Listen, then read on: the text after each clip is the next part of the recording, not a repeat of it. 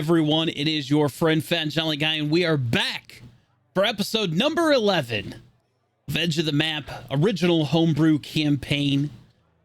And finally, after a few weeks, I have everyone back at the table in some capacity. I am joined today by AP. Yo. I got Ashley. Hello. I've got Slow-Mo 21. Yo. I've got Joe Cool. What's happening? And I've got Tim on mobile for a little while before he can get settled in. So he might not be. Oh, there he is. Oh, goodness. So let's start with where we left off on episode 10. A crazy episode. Whisker had his date with Astrid.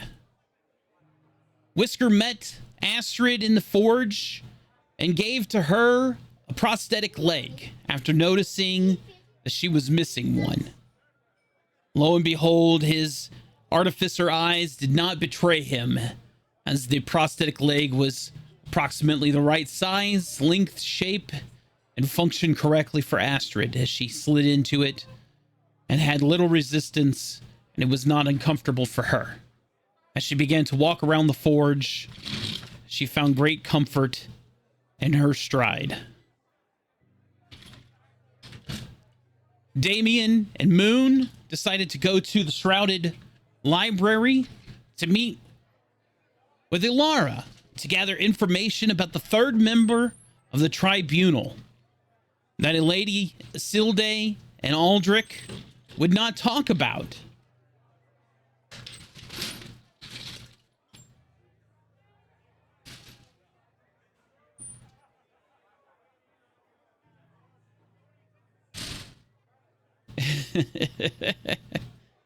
Sorry, my little girl just decided to take half of her toy room outside on the front porch.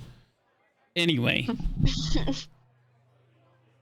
While in the library, they were talking with Ilara, and she was able to produce a few bits of information for Damien. One of them which was a bit of court information, which referred to a wizard known as Aurelius Shadowcaster, who was charged with 3 counts of murder in Zatan City, and he was sentenced and placed in a warded cell in the prison in the city. Damien shared this information with Moon, as well as blueprints to the city, or blueprints to the cell that was supposedly in the city. Whisker, accompanied by Bishop and Astrid, went for a brisk walk through the city, as Astrid was not one to get around the city very often, since her immobility did not allow her to leave the forge very much.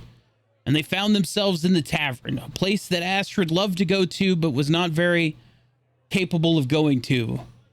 Astrid, an avid drinker of the spirits herself, quickly began indulging herself, and Whisker followed suit. Jolly Jim, the ever-indulgent host, brought forth great many drinks.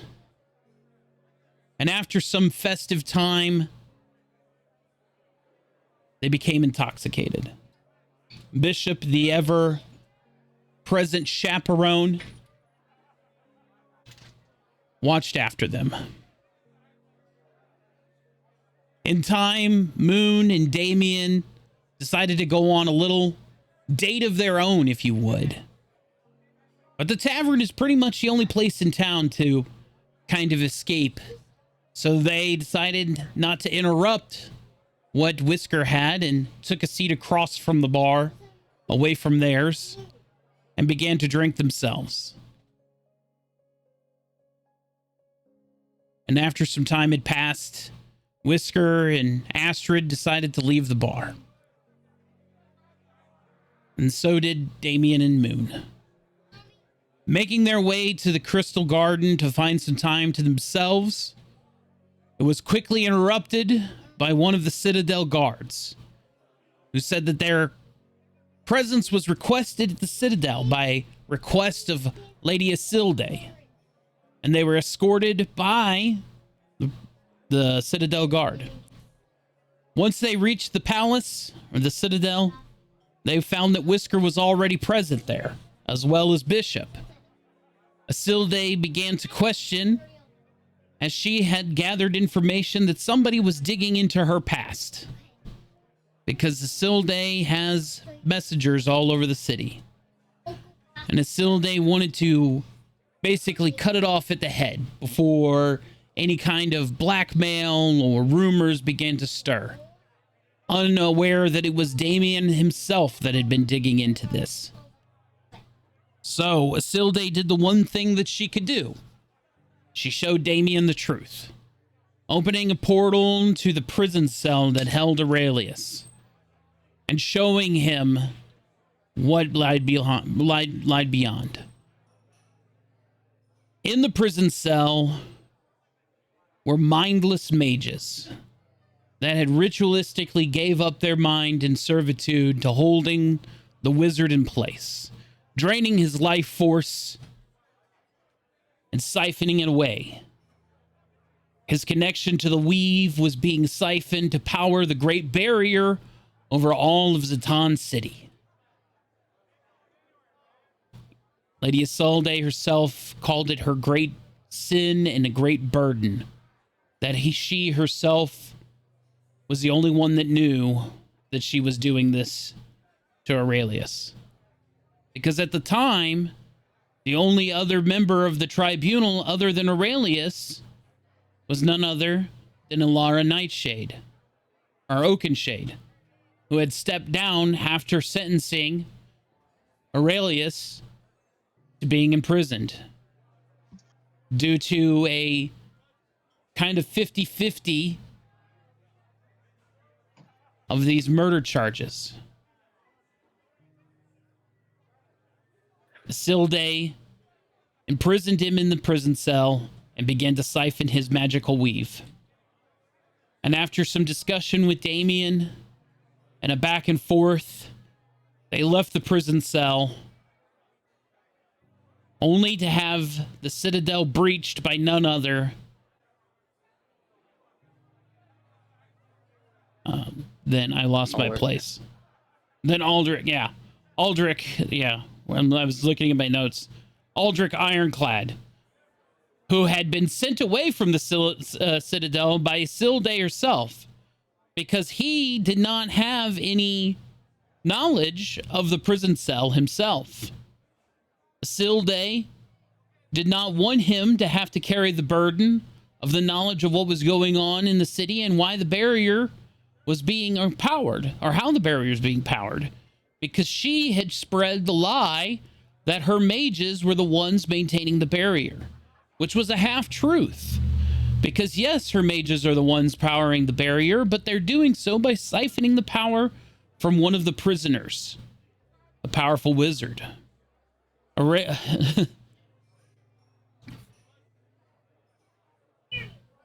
Man, I cannot. My fucking notes are all over the place. Sorry. Anyway. You're okay. Basically, long story short, too long didn't read. Damien and General Ironclad went back through the portal along with the Lady Isilde. And General Ironclad did not like what he saw. Because first and foremost, he is a paladin of justice. And seeing that justice was not being served, even for the crimes that this man had been found guilty of, it was unjust for him to be drained of his life force and his powers, even to protect the city from the barrier, to power the barrier. Damien was caught between a rock and a hard place. To allow Isilde to continue as she had already seen fit to do so, or to side with Aldrich and remove him from this prison cell and imprison him somewhere else and try to find an alternative to powering the barrier to protect the city. Listening to Aurelius, the wizard, he said that he had a means to power the Great Barrier that did not require a living soul, and that he could do so if he was only set free. And that once he powered the barrier, he would gladly go back to a prison cell, since he was found guilty of these murders. Isilde questioned his motives, but ultimately in the end, Damien sided with Aldrich and released him from his current prison. When Aurelius was free from his prison cell, and Whisker, who had conjured up magical, with the help of Bishop, conjured up magical sealing cuffs to keep Aurelius from using his magical powers, Whisker was pushed away by a great magical force. And Aurelius grabbed a hold of a Lady Isilde, hoisting her high into the air and condensing her body into a tiny red blood crystal in a blood ritual that he had been planning for a long time. After which, he did surrender himself back over to Whisker. Aurelius blamed Lady Isilde for the night that he was framed for the murders of the people in the town. Said that her sorcerous ways were the reasons that those people are dead. He said the 3 people were Duskholm spies, and that they were tattooed and branded on their chest, and that they were the evidence he needed to prove that, and that he was going to turn them over to the city guards. And when he left to go get guards, he returned to see their house ablaze. He went into the house and pulled the 3 out alive, once again leaving to go get city guards, only to return to find 3 scorched bodies in the street, with Isilde and the city guards looking over the scorched bodies. He was arrested at the scene, and the trial was a hasty one, with Isilde leading. That is his story. But a Lady Isilde no longer here to defend herself. We can no longer get this other side of the story. Aldrich, having witnessed this, was in a blood rage. He didn't know what to do. Damien, much the same. And Damien slew Aurelius Shadowcaster, who was helpless to defend himself, as Whisker had already placed him in magical bindings so that he had no power. In the end, Aurelius lay dead, and Ulrich picked up the blood crystal and placed it upon the altar, powering the barrier once again. Leaving the portal and ending up back in the Citadel, the barrier had been restored in the city. But during the time it was down, snow had begun to fall in the city. Those that had gone in the portal were shook.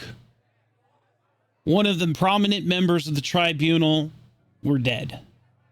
Another was shaken to his core, as now he had to carry the burden of sin for knowing how the barrier is now powered. Alara Oakenshade was summoned to the Citadel once again, informed of what had happened. And she quickly put a plan into motion.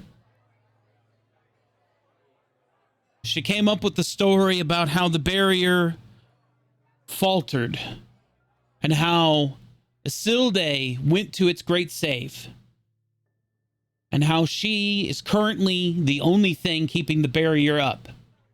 But because of that, she is no longer able to continue on her day-to-day tasks as one of the tribunal members.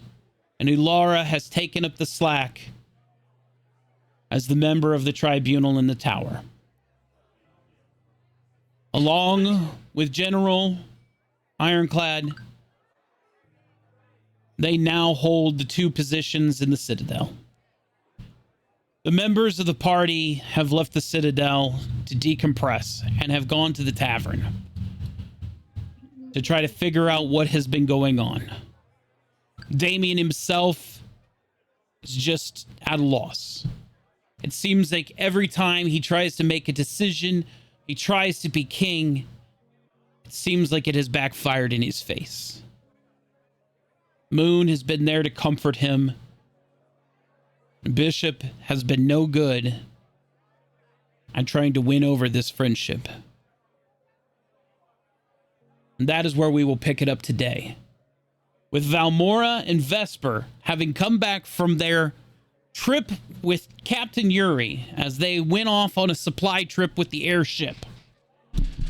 And just now returning, deciding to come to the tavern for a bit of a drink, only to find their friends here in a solemn state of affairs.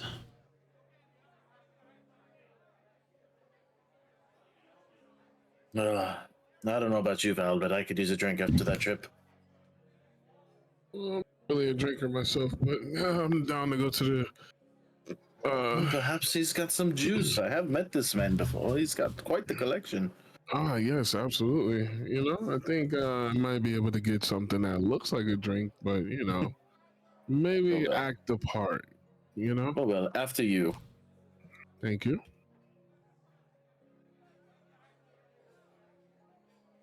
Hey, what you say, pal?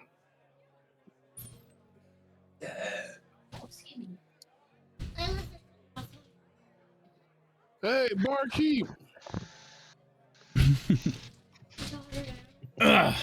Yes, how can I help you? Hey, what's up, my friend? I just got back from a voyage, and my buddy here, he's a bit of a drinker, but I'm not too much of a drinker myself. You got anything that's like made without alcohol? I have just the thing here. Let me get this for you. Check this out, Val. You're gonna love it.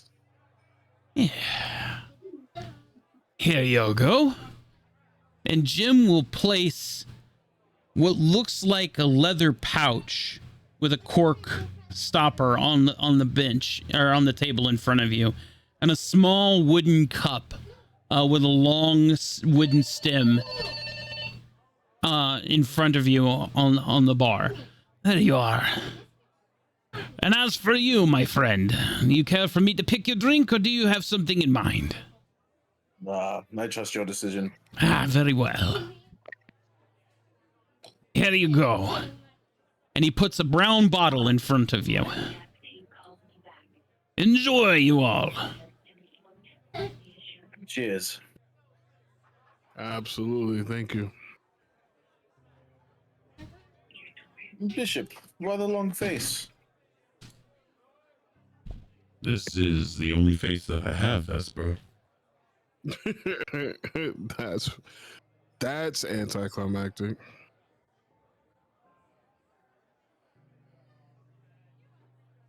Bishop, I think what he means is, why you look so sad? Well, while you two were on your supply run, we had an altercation in the Citadel. Lady Isilde is no longer with us. What? There's no way. Why don't you both or all have a seat here? Yes, I think it might be best. Bishop will turn around and take a seat as well. So, we were summoned to the Citadel. Isilde got word somehow through spies in the city that somebody was rooting through old court documents looking for information on one of the tribunal members. It was Damien. She didn't realize it was him till we arrived in the Citadel. She showed us a prison cell that held Aurelius Shadowcaster, the third tribunal member that we weren't allowed to know his name from the other day. Come to find out, she had been harvesting his magic to power the barrier over the city.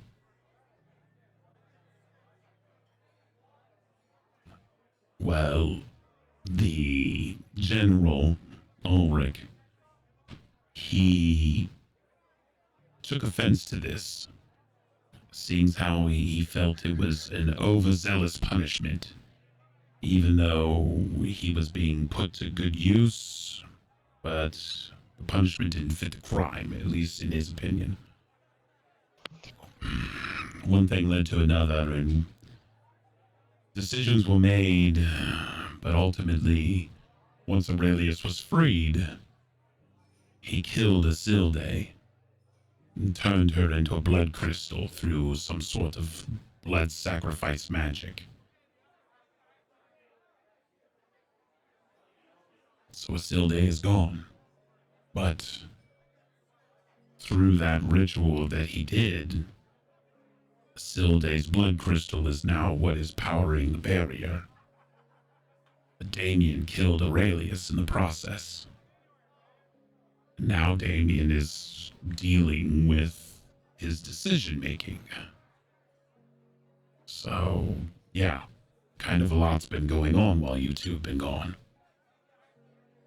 I would also like to say as well, he was guarded, that last tribunal member, he was guarded by 7 mages who had given up their life to keep him there. Yeah. And this magical barrier, this room that he was in, could only be accessed by one person. So I do not believe that Isilde was clean, as the terminology goes. Her hands were definitely dirty, but I do not believe she deserved the fate that she got.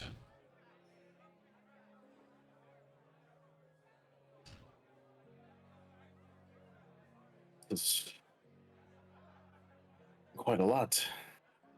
Indeed. Does your cousin always play such sad melodies when he is dealing with his thoughts? Well, it's something that we both come to do. We cope with some tunes from home, and well, until recently we haven't had much positive to go by, so yeah, I would say that. Well, however he needs to deal with it, I can assure you it was a lot to process. By the way, I believe your mother has taken up the empty tribunal seat in the meantime. Well, that's good news, right? Royal Well, family Well. taking part of council. Well, it is and it apparently, isn't, because she never wanted it. well, and she was already on the tribunal before. I don't think she told you that. Apparently, when Aurelius was found guilty of these murders in town, which sentenced him to the prison in the first place, she stepped down from the original tribunal, leaving Isilde to be the only member of the tribunal. That's when Ulrich was appointed. Interesting. Moon, I take it you were with him, comforting him? As much as I can. I do appreciate it. We are all family here.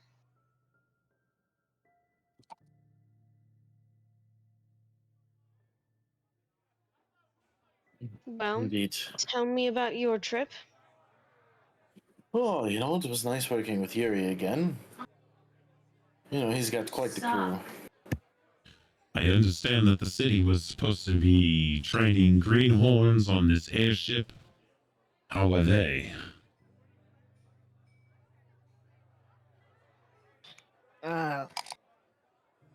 It's quite the task, I'll tell you that. Well, you two you two are more than capable. So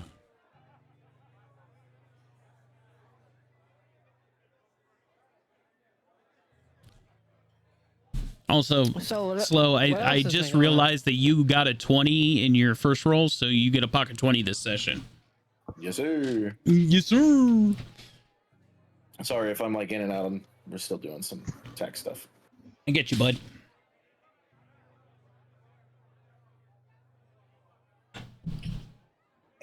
But you know, Yuri's got a crazy crew.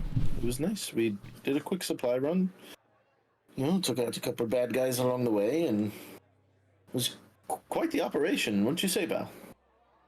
Absolutely. Definitely eye-opening. You never knew how well he could run a ship until you actually are under his command, but Yeah. he's not my captain, that's for sure. I would say like a well-oiled machine, but I think that would be an understatement. Could be harsh at times, but understandably so. Some people were slow. Mo? Yeah, exactly. But, I mean, it seems that you've had quite more of an adventure here. yeah. I wouldn't quite call it an adventure. He speaks. Come here, cousin. I know you missed me, and I'll give him a big bear hug. Hello, Vespa. Whiskey also has a story to share. The date, that's right. Tell me all about it. Hey, did you fuck on the first night? Hey, Val. I Let's believe have at least he another drink said before. he does not kiss and tell. Oh, you sly kitty cat, you. I don't know if Tim is still here with us right now, so That's okay. I'm kind of like slow at the moment. I'm in and out. All good. I'm trying to feed my face and It's all good, man. listen. It's okay. Whisker's having a drink right now, so you can tell us a little later. Enjoy your drink. Let me kick my cousin over a little bit. Slide over you. Let's play Yeah, something. why don't you pick on him for a little bit? Give me a minute. Come on. Let's play his tune, shall we? Aye.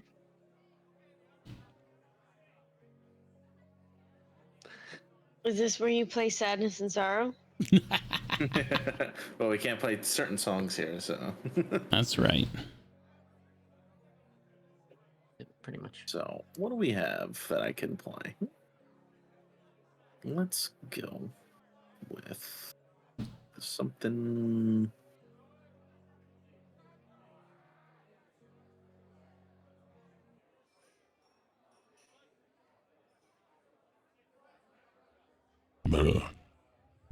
Oh.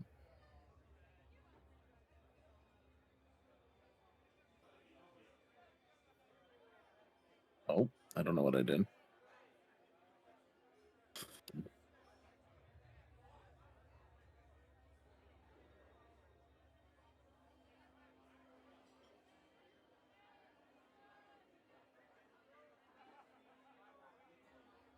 Music is too slow. Sorry, I'm figuring out that they changed the bot up slightly. It's okay. There we go.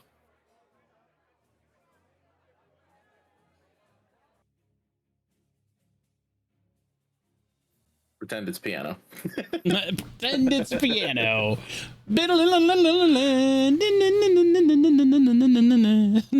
Yeah, I just put the uplifting track on, so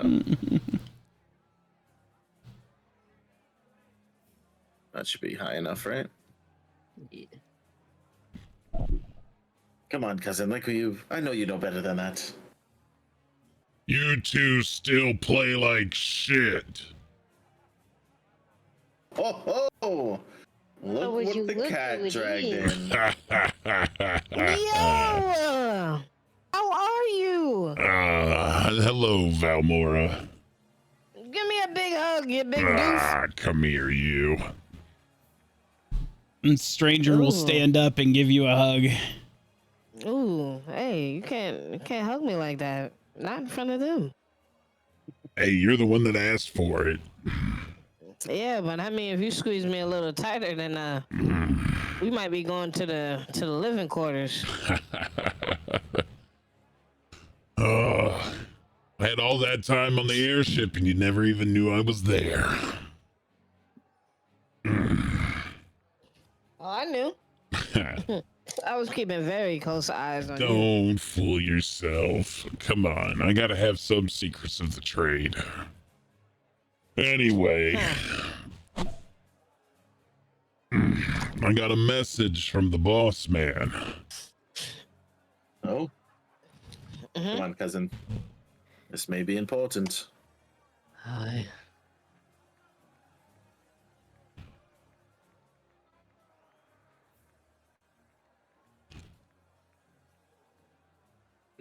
Hello, Yeah, friend. It's good to see you on 2 feet again. Damien will go out for like the Viking handshake. absolutely. As he takes his hand. In that shake. First things first, I appreciate everything you did for me, getting me out of the hospital. My chance. We were the ones who put you there in the first place. Well, you couldn't have known that place was a fucking run by Blackthorn anyway, so they still fixed me up regardless. Yeah, better than 2 feet than laying down. Well, that's absolutely fucking true, so. Good to see you Anyway, again, friend. What do you got? What absolutely. news do you bring us? Well, first things first, You're a realist. the boss wants to know how his message in a bottle was received. It seems it got you places you needed to go. Indeed. Really. Good deal. Second thing, we've received some disturbing reports around after everything that happened in 8th years, we had to leave. We've set up shop again, but that's all hush hush. But we're trying to reestablish the network. As soon as, What do you need us to do? well, as soon as we can assure that we're not being followed and that we've got a good enough connection, we'll let you guys know where it is so that you can have that information. God bless you. But for now, here's the 2 things that we have that we would like you to keep on your radar. One, the dwarves in the Gray Mountains have gone dark. We have information that Archibald was talking with their whatever, king, emperor, whatever they want to call themselves, trying to get some sort of mineral rights. They had some sort of agreement in the past, and we're pretty sure that's where they got the raw materials to build this first airship. But I think the dwarves found out what the hell they were building and may have reneged on the contract. And by doing so, I think they might have caught some bad wind, if you know what I mean. Really. So that's the first thing. Keep that on your radar. If you happen to get an idea or want to go investigate it, we would appreciate it. Second thing, which is a harder sell for anybody because frankly nobody gives a shit. The orcs on the far end of the South Island have been sending out help calls, which they never do. The orcs stay to themselves. You know, I mean, every now and then you see a half orcs running around the city. I mean, I know you, Vesper, are pretty familiar with the ones at the Velvet Veil, but We're talking purebreds here. The ones built for war, you know. Even Duskholm don't fuck with them, you know. They just don't want to go to war with them. And if orcs are asking for help, shit's bad, you know. So whatever they're dealing with on the southern island that they're asking for help, it can't be good.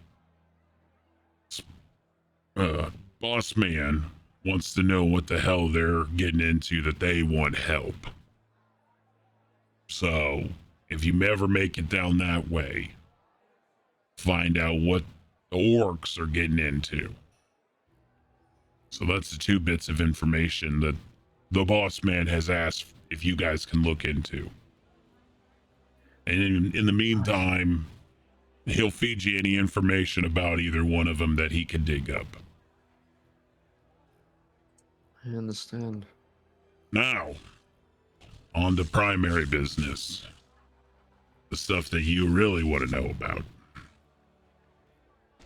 The airship is back over Aethiers. You don't say. We don't know where it went to, but wherever it went, it looks like it took a lot of damage. There's a big hole blasted in the side of that thing.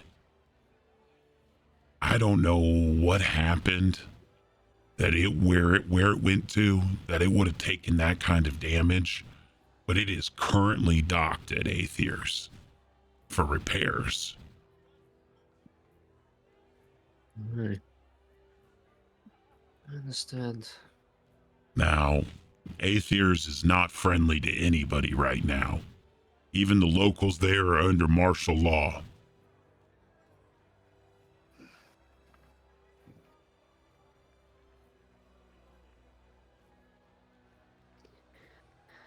Martial law, you say? Yeah. Blackthorn has that whole place locked down tighter than tight. I don't think we can leave here just yet, though. Well, Aye. See, we're waiting for something. Dragon. a dragon? Aye. Yes. You see this sigil? I'm assuming it's still on my black armor, correct? It's a brand on your skin. Okay, so I removed the pauldron from my shoulder and show the or wherever it is. If it's my chest, I remove the chest armor. The shoulder, if I move the shoulder piece, then I show him the brand.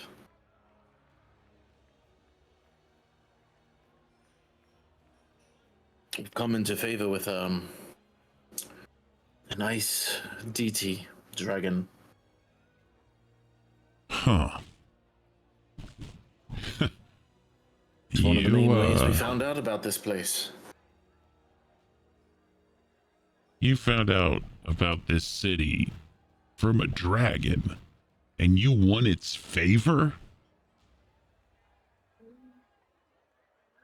Yeah, Damien and I I guess be you quite could say persuasive. You, Although it's not wow. what we thought. We just had a normal conversation with it, to be honest. I don't mean to be rude. I mean, we're all friends here, but you all strike me more as the, kill it group more than the, we should be democracy about it, you know? Well, something once told me that there's a better way, and since then, I think all of us have been trying to do a little bit better. Especially not to a dragon that can annihilate us in one blink of an eye. Well, hey, at least some of you have grown a second brain cell. So, hey, props to you, because the last time I hung around this group of people, somebody jumped off a life raft after we completed our mission and decided to go pick a fight with an entire camp of bad dudes and almost got us all killed. So, Damien, why would you do such a thing? That's crazy. Good times, How though. would I? Anyway, he wanted you to know that it was back over the skies. Because I don't think he needs his little birdies to know that you all have probably been planning its demise. What are you ever talking about? I think anybody who's anybody has been trying to figure out a way to bring that thing down.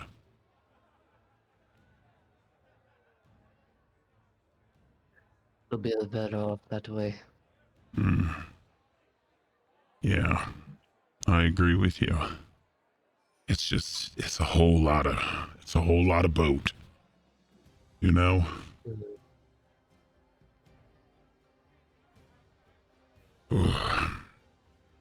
It's good to see you.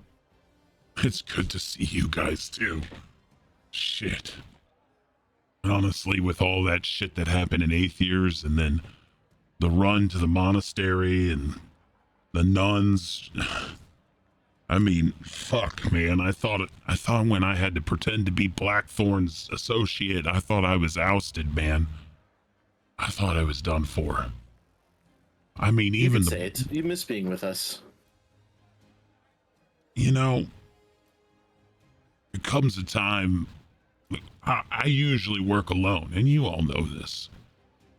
But y'all are not bad to work with, you know?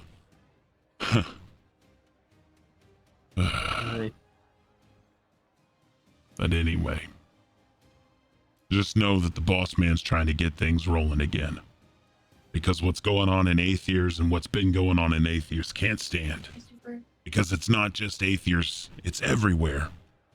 There's a whole goddamn civil war going on in Duskholm right now. Yes, there is. I mean, the world's coming from together, guys. And while this place is pretty here, you got snow on the ground and a shield over your head. I mean, everything else across the sea there, man, is rough. So, just don't get too cozy in your tower, you know? We still need heroes in the world. Right. Well, you're a hero to me, buddy. Well, I'm glad to hear it. I think I say it for the whole group that you're more than welcome to join us anytime. Absolutely. Well, right now I'm taking the next cargo freighter out of here. I got places to be and things to do, but this wasn't something that could just be put in a message and sent on its way, you know? Besides that, I really just needed to see you all again. Just for the fact of y'all knowing I'm alive and you knowing me alive, and